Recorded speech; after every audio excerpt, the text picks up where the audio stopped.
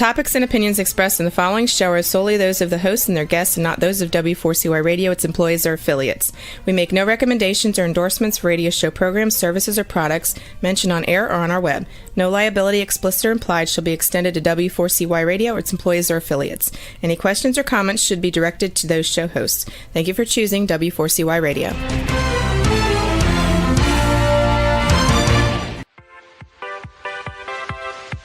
Welcome to the Ask Good Questions podcast, broadcasting live every Wednesday, 6 p.m. Eastern Time on W4CY Radio at W4CY.com. This week and every week, we will reach for a higher purpose in money and life, as well as a focus on health and wellness. Now, let's join your host, Bonita Bell-Andersen, as together we start with Asking Good Questions.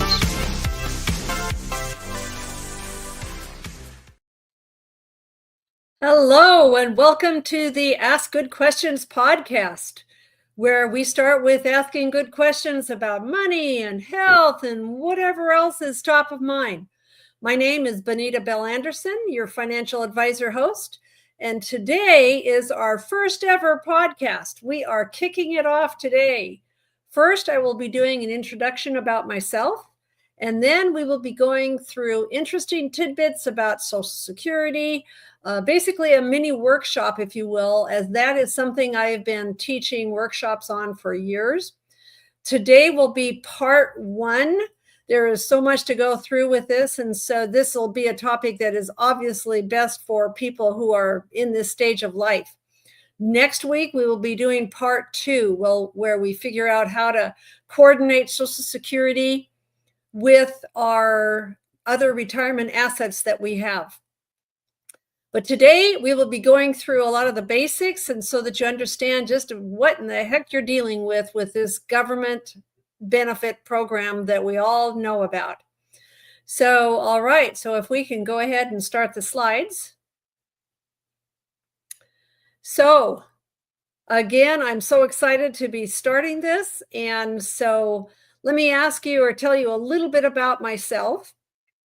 I've been a financial advisor for about 25 years. I have been teaching at local community colleges for many years. I'm also an author. My latest book is called Money, Mindset, and the Suddenly Single, The Ultimate Guide for Divorcees and Widows. This is actually out on Amazon right now. I'm a proud team member of 10CAP Wealth Coaching, and have done a lot of community service through the years with local nonprofits. I'm married to a retired pharmacist. I'm mother to 3 amazing daughters and sons-in-laws. I'm mother-in-law to 4 amazing sons and their wives. And I am grandma to 23 little ones. How in the heck did that happen? I'm a big sports fan of Gonzaga basketball because I hail from Spokane, Washington. I'm also a Washington State University alum, so I'm all about Cougars football and also Seahawks football. You can tell I'm a Washington State girl.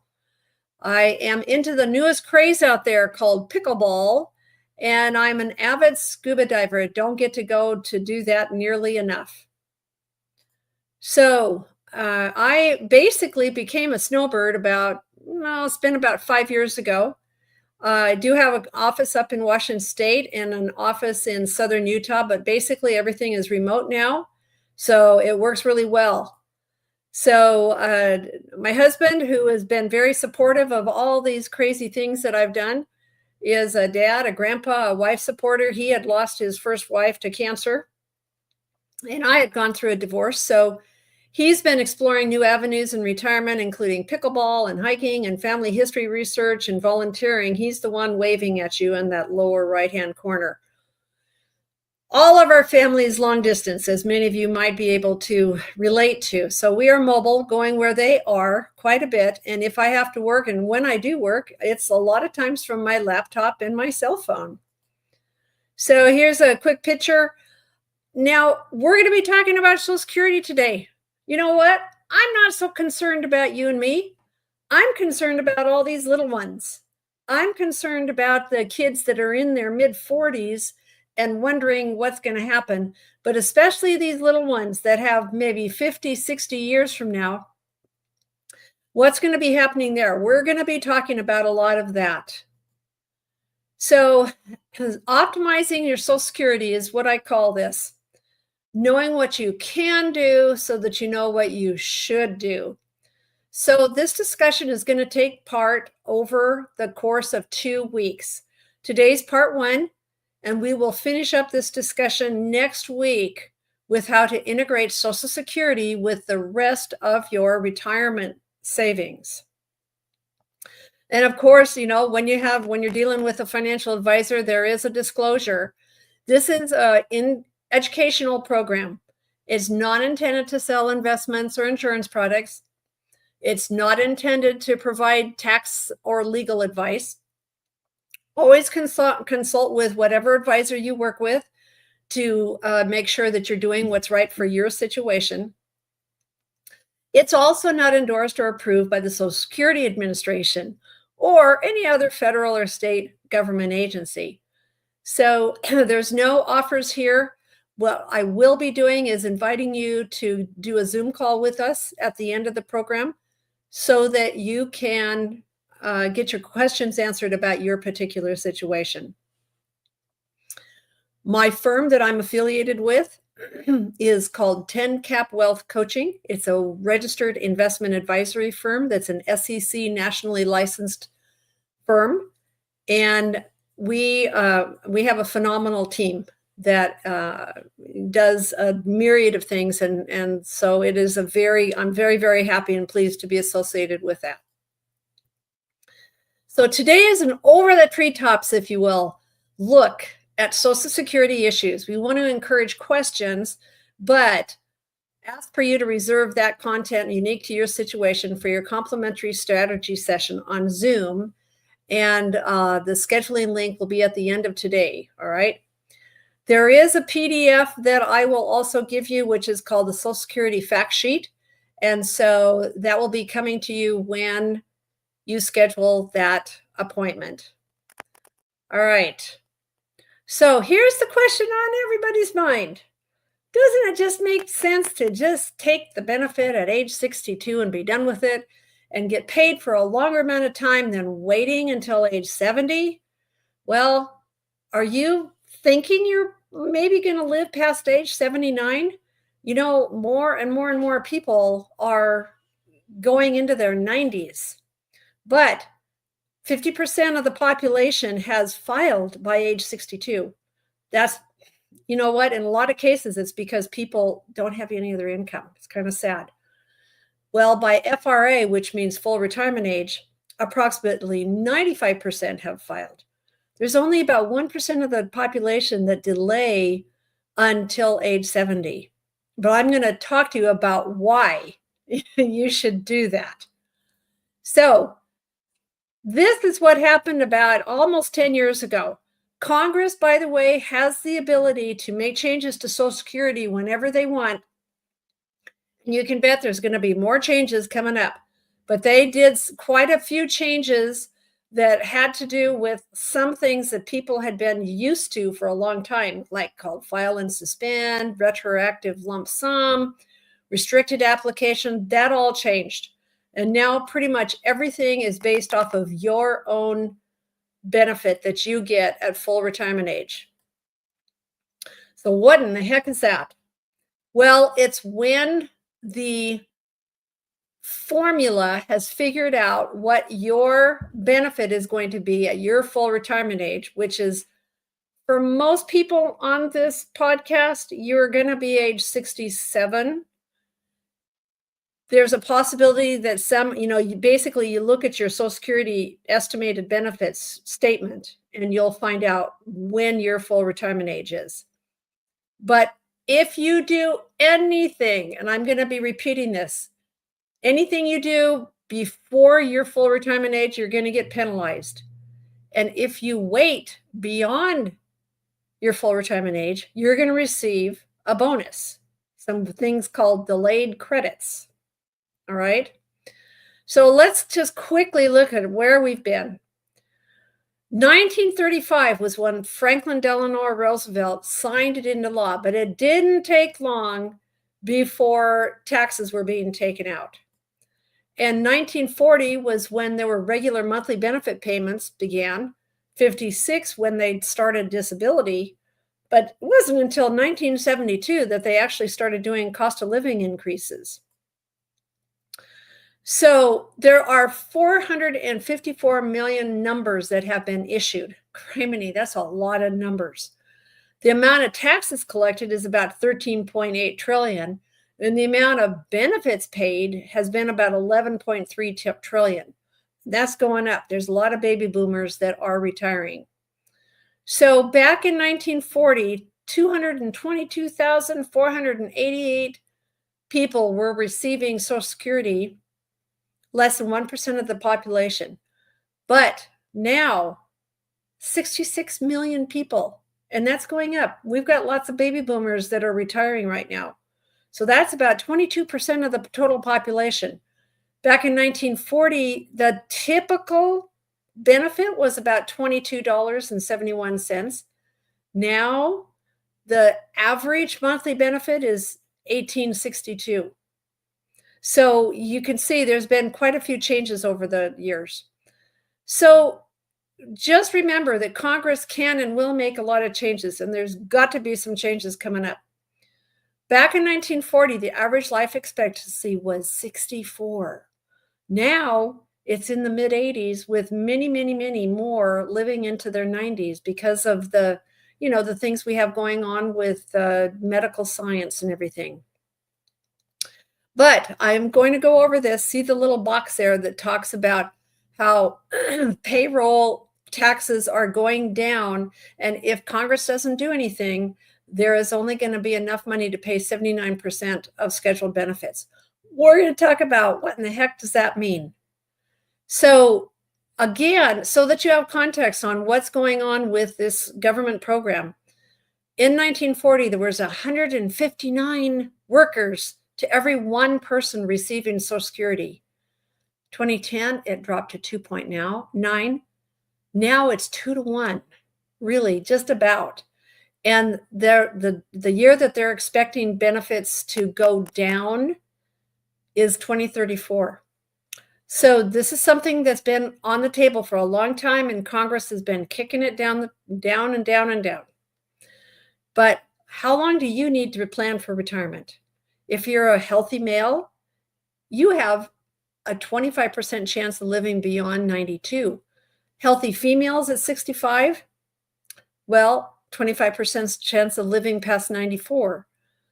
But if you are a couple, you're both healthy at age 65, there's a 25% chance of at least one of you living beyond 97, and at least a 10% chance of one of you living beyond 100.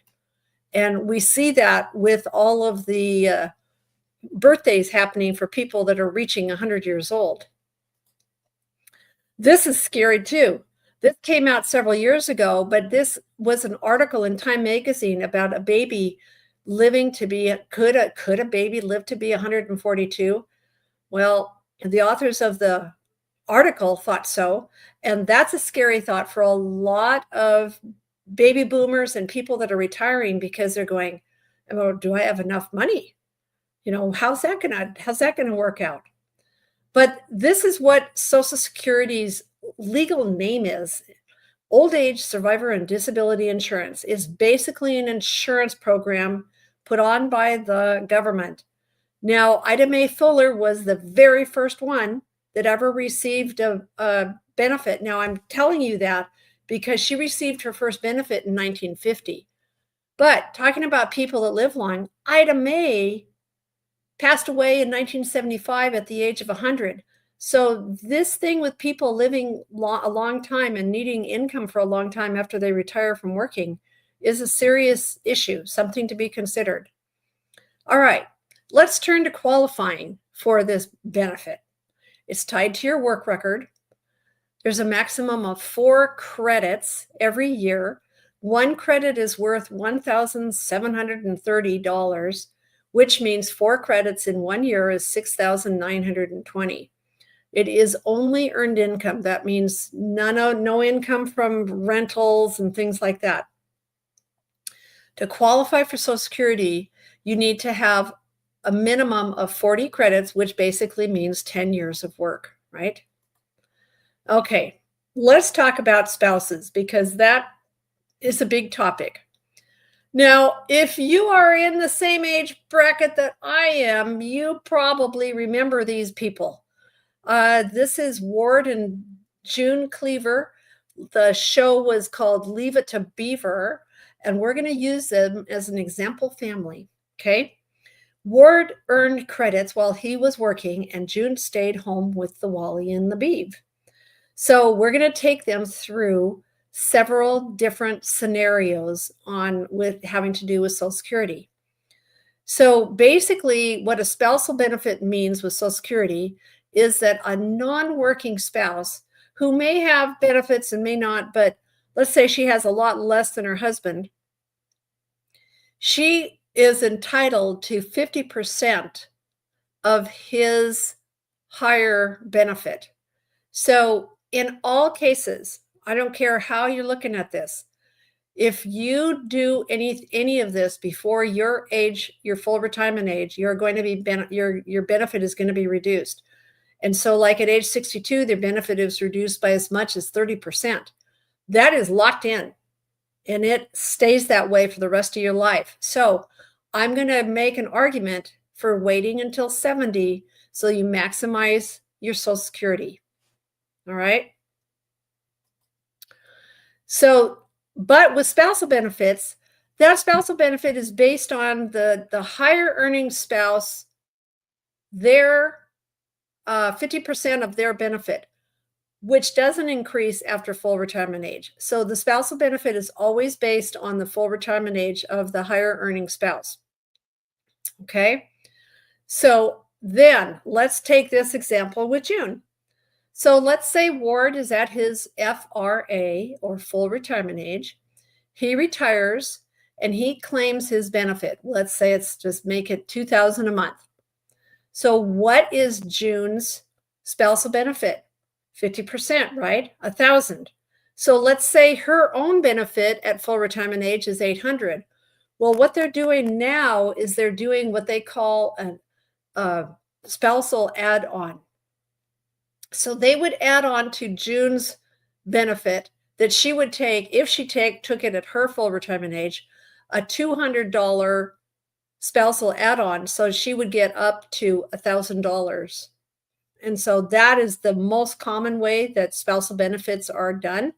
If she does anything before her full retirement age, there's going to be a reduction. Okay, so here's the thing to remember.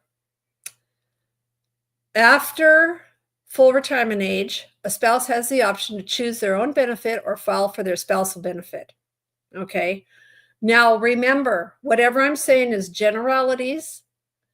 You will need to talk to Social Security to get the skinny on your particular situation. So, but between a husband and a wife, one or the other has to file for benefits in order for the other to be eligible to receive spousal benefits, okay? You don't have to file until you're actually ready to take your Social Security.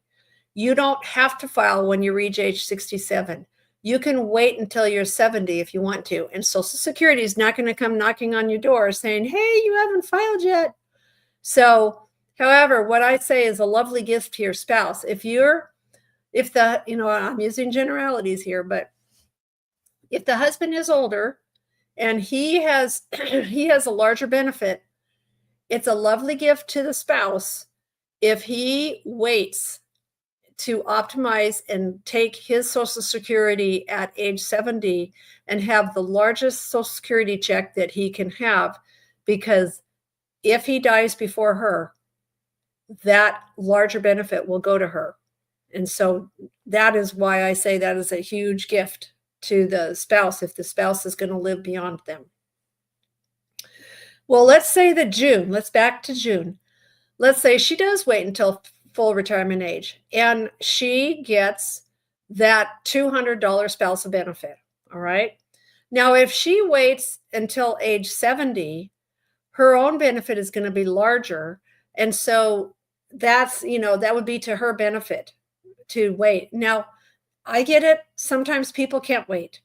But if you can, wait until 70, because cost of living increases are going to be based on the higher number. And that is all, going to factor into how much you're going to have when you're 80 and how much you're going to have when you're 90. Well, what about divorced spouses? A lot of the same things apply. But in the case of a divorced spouse, they have to be currently unmarried. They have to be at least 62. But remember, don't take it at 62. It's going to be reduced if you do. They had to have been married at least 10 years. And the ex-spouse needs to be at least 62. All right. So those are all things to remember. So if you, in order to maximize your benefits, you might be qualified to take a divorced spouse benefit from age 67 to 70 and then start your own benefit at age 70. I'm not saying that this is exactly going to happen in your situation. You have to go talk to Social Security, but just make sure you're asking them the right questions. Don't let them talk you into starting your benefit early, because that lower benefit that you get penalized on is going to be locked in for the rest of your life. So let's just say we're back to Ward and June. Let's say they divorced after the beaver was caught shoplifting at JCPenney. Can you believe it? Well, she's 62. She's currently unmarried. They were married for at least 20 years. And Ward is 65, but he's delaying his benefits until he's age 70. So believe it or not, she can go into the Social Security office with a copy of their marriage certificate and the divorce papers, and he doesn't even have to know. That is the truth. They might not necessarily even contact him. So what about widows? What about people that have lost a spouse? By the way, these are the things that I am addressing in my book, which is called Money Mindset and the Suddenly Single, for those that have gone through a divorce, those that are dealing with having lost a spouse. And those are all things that I find are critical for people who are going through that change in life. So if someone has lost a spouse, that spouse can switch to her husband's higher benefit at his death and vice versa. There's no gender thing here. It's just whoever's benefit is higher. The survivor benefit is going to be based on the high earning spouse's benefits. So if the wife was a higher earner and died, then she's going to keep her own benefit if her husband's benefit was lower. That benefit's going to include any delayed credits because they waited, and also those cost of living increases. So a widowed spouse can claim benefits as early as age 60 or 50 if they're disabled, but please, please, please don't do that, because you're going to be penalized. It gets locked in, and like I said, that locked in penalty stays with you throughout your life. So if a widow was married at least 10 years and their spouse dies, whether they were still married or divorced at the time of the death, they may be entitled to a survivor benefit. So if the survivor remarries before age 60, there isn't any survivor benefit unless that marriage ends. Okay? So here's another story that I made up. Let's say Ward passed away and June remarries at age 55 to Ted, Ward's golfing buddy. So she goes in to claim benefits at age 60 based on Ward, but was disallowed because of her marriage to Ted. So, believe it or not, she could promptly divorce Ted and claim her benefits on Ward. And let's say that she now happily lives on a golf course with the beef who owns the course. So there's crazy things that can happen, and there's a myriad way of these things, the way these things come across. So it's totally, individual situations. So here's the thing about widows. They can qualify for benefits based on their own work credits. And if they do that, they may want to receive survivor benefits from age 60 to 69 and then take advantage of delayed credits on their own benefit at age 70. So remember again, see, I'm becoming a broken record here. There's reductions to benefits on all of these ways that happen if you take it before your full retirement age. Okay, just remember that. So now, talking about working, until you reach full retirement age, working is going to reduce your benefit. Do not take Social Security while you're still working before your full retirement age. So once you reach full retirement age, your benefits are recalculated so you receive the full benefit. However, you're gonna pay taxes on your Social Security as well as your work income. And because of having that Social Security, you may be bumping yourself up into another tax bracket. So just remember those types of things. Here's an example. So let's say before your full retirement age, Social Security is going to deduct $1 benefits for every $2 you earn above $22,320 in 2024. Now remember, these numbers are going to go up slightly in 2025.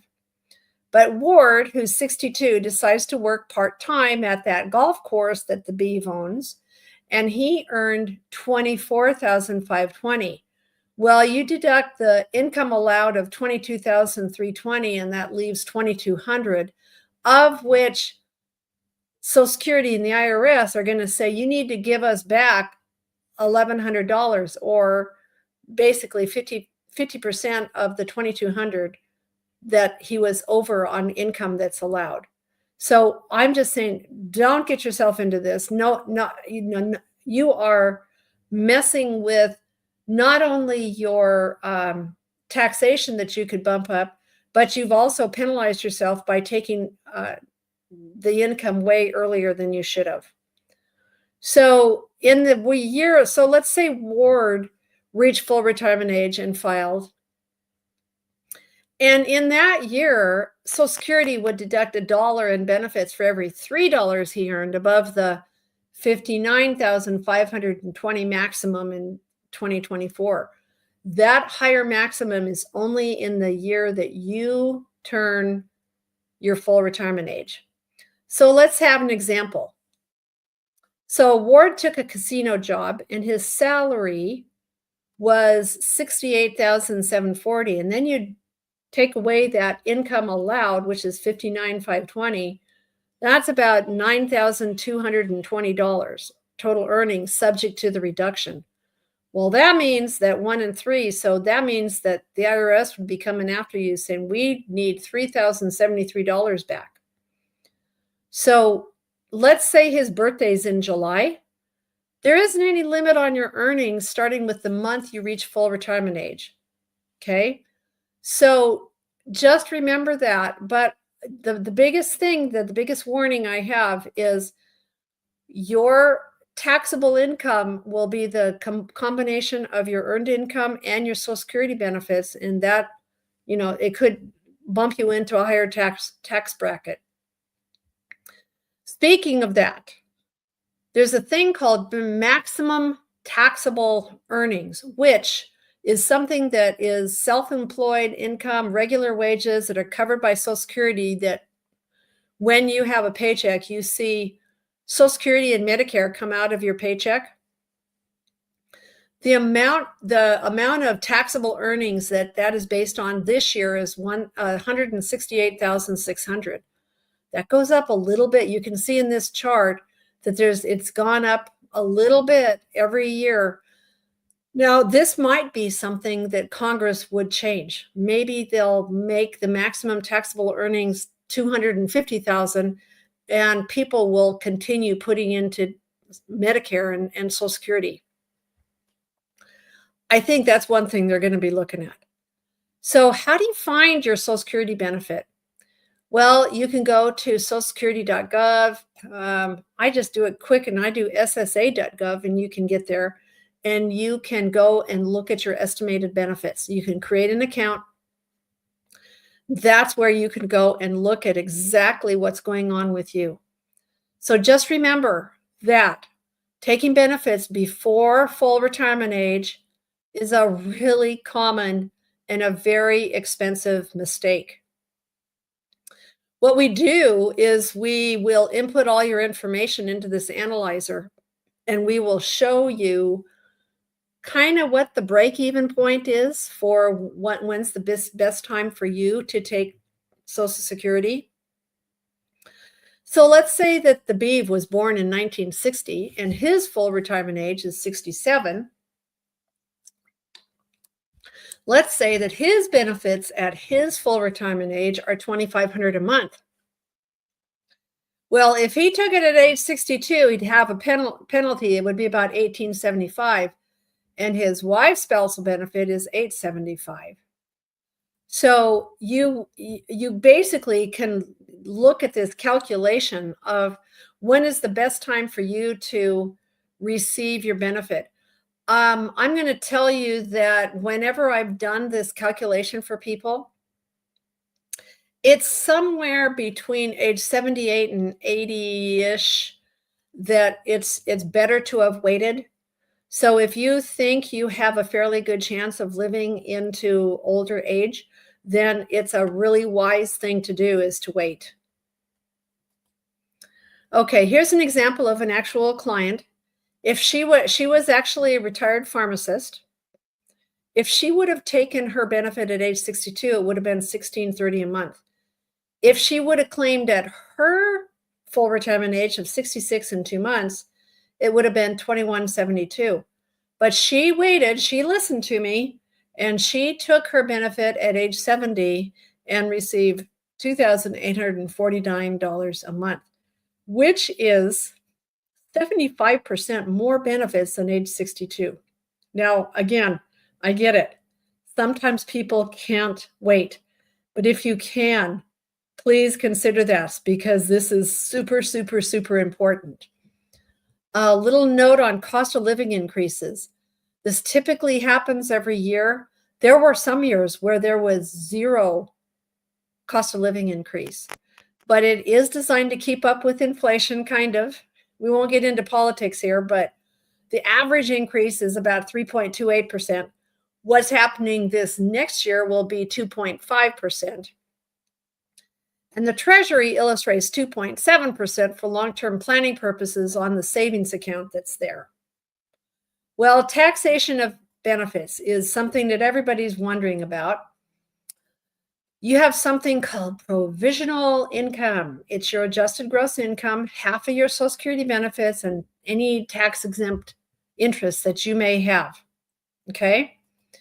So most people are going to be paying taxes on 85% of their Social Security benefit, but that's better than 100% of what you take out of your IRA, and I'm going to show you why you want to maximize your Social Security benefit. We also have something that is called a windfall elimination provision, okay? If you receive a pension with the government, you may have your Social Security benefit reduced because of this other program that you have with the government. But the longer you work in the Social Security covered job, the reduction's less, all right? So let's say Ward worked as an analyst, quote unquote, for the CIA for 20 years, retired from the government, and then spent 30 years at a local bookstore where he was paying into the Social Security system.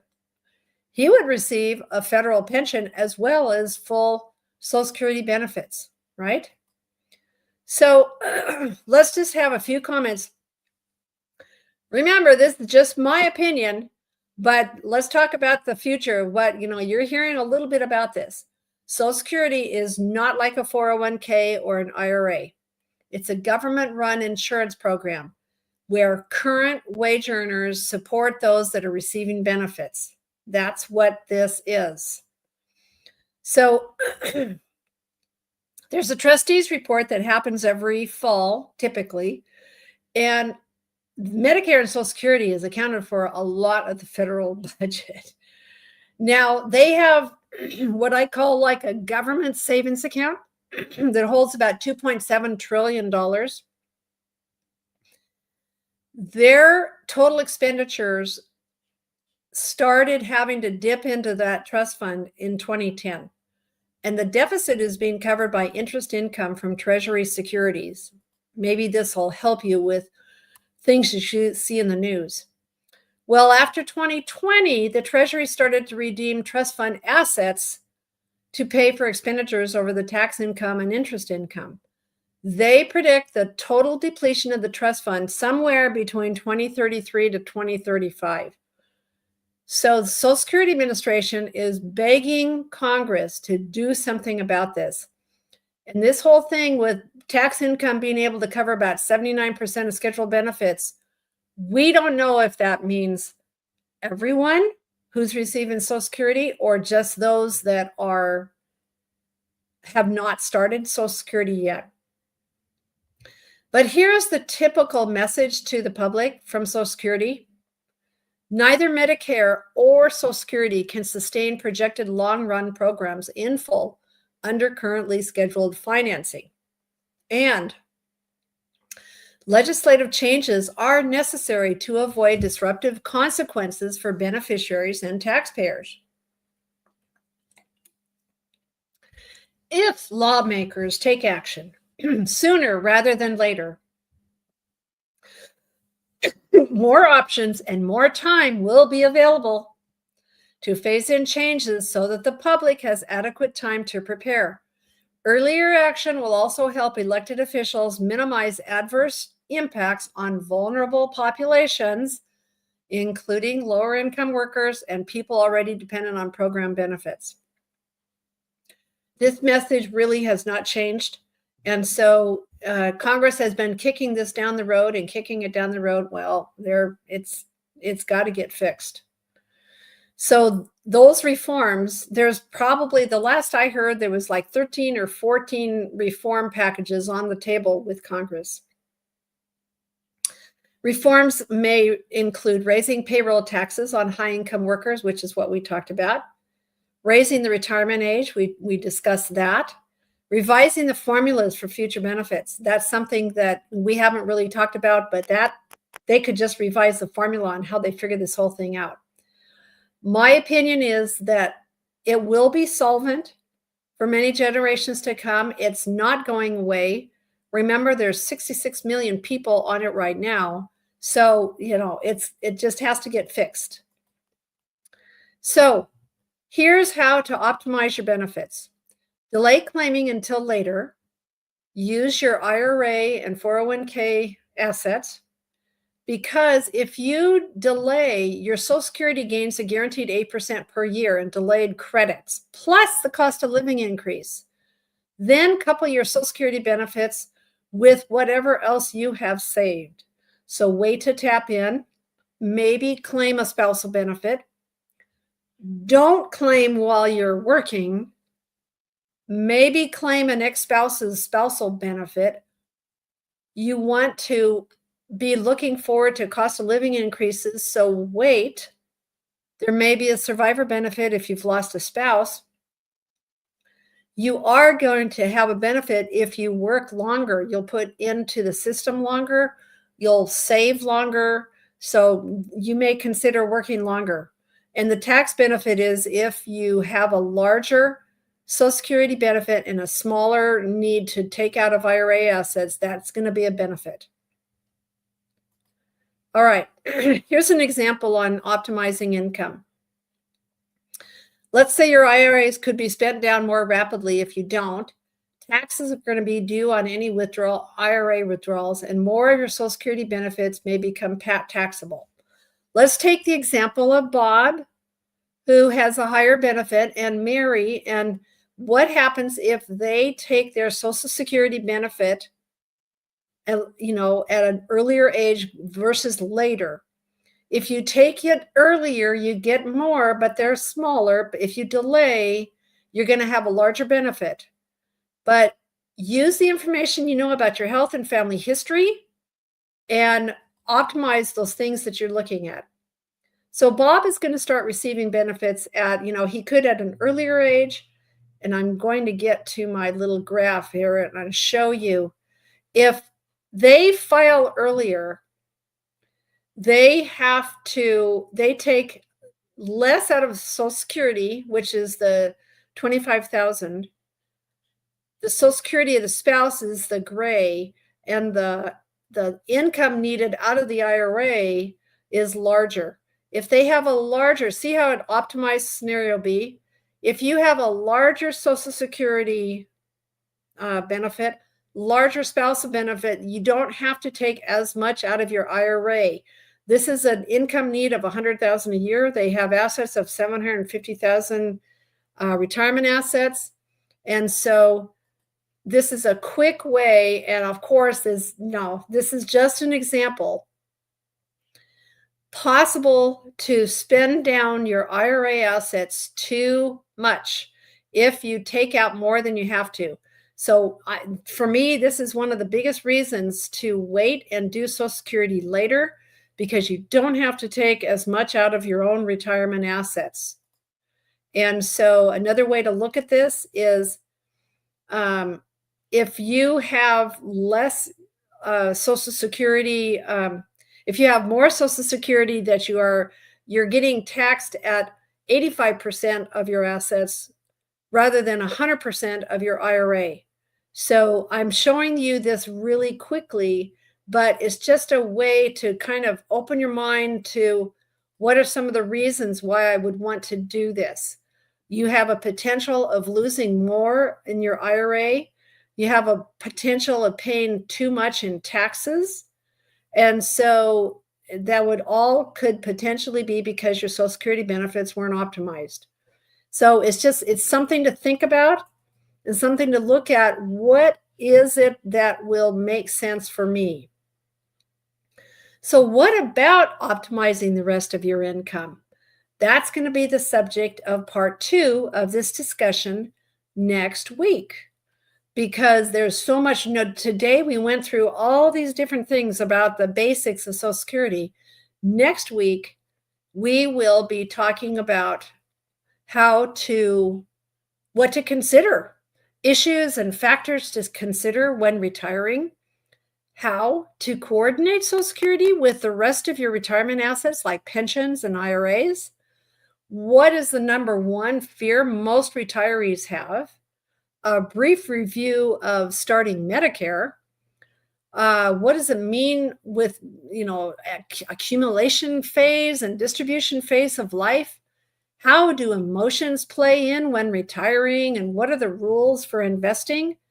What are the optimal ways to think about coordinating assets? And 5 steps for planning your retirement income streams. So we will be looking forward to continuing this discussion in part 2 of this class. Thank you so much for attending today. And that again will be next Wednesday, December 18th, 6 p.m. Eastern. If there's any questions, you can email me at bonita@10cap.com. Thank you so much. Today's episode is over, but we did ask good questions again, didn't we? Don't miss out as we broadcast live every Wednesday, 6 p.m. Eastern Time on W4CY Radio at W4CY.com. Join Bonita Bell-Andersen next week for more conversations with experts on finances, retirement, behavioral finance issues, health and wellness, and more. Until then, remember to ask good questions.